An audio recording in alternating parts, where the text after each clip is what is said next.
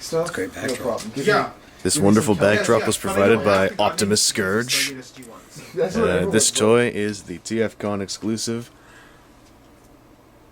That's the part that I edit out. Post-production. R.E.V. This was made from Sunstreaker, and it was concocted by the magnificent and delicious Dak Attack. And it had a custom label done up by Repro Labels as well. A couple of them. The chest emblem here, as well as the Autobot symbol above it.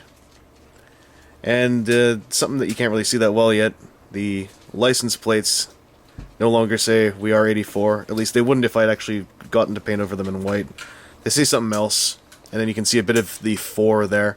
I'll have to deal with that later, but I'll show you what they mean in a sec. Overall, the repaint was very intricate. It was simple up until the point where you added the orange line detail. It keeps a lot of things open and sunstreakery, but there were a few physical modifications, namely some trimmed material here so his legs could be transformed thusly, and a little bit of a weird thing where we disassembled the head and shortened his ears, then glued them in place to form R.E.V's horned visage that you may remember from the Spy Changer, or at least the way he looked in the cartoon, which is about twice as cool as the actual toy.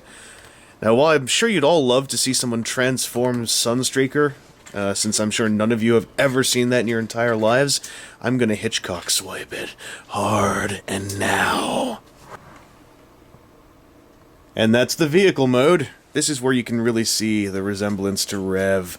Aside from this actually doesn't serve any purpose. But this is pretty close to the R.E.V. Spy Changer in this deco design. These orange lines were all hand-painted by me, as is rather depressingly obvious. And the hood ornamentation is a pretty cool idea.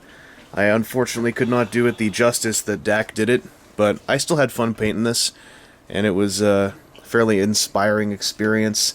There's some dry brushing inside the door vents there, as well as some more dry brushing on the back vents.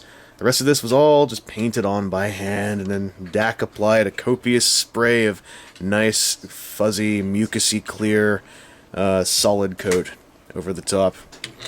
So, it was a really cool idea. The custom class was a great experience, and I think this was a clever repaint without being just yet another what can we possibly force this toy to look like in a G1E kind of way. I'd actually love to see a whole series of these done up like the Spy Changers, so go ahead and do it, moguls of the customs world. Anyway, that's another live review.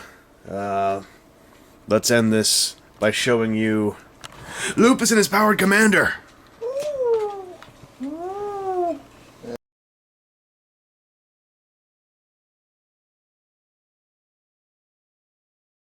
Days in Addendum.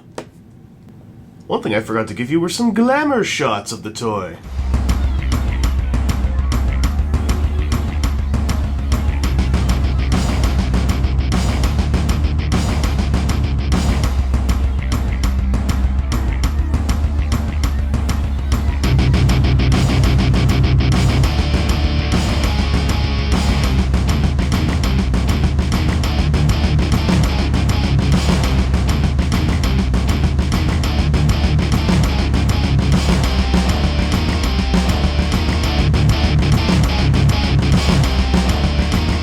I hope you've enjoyed this addendum.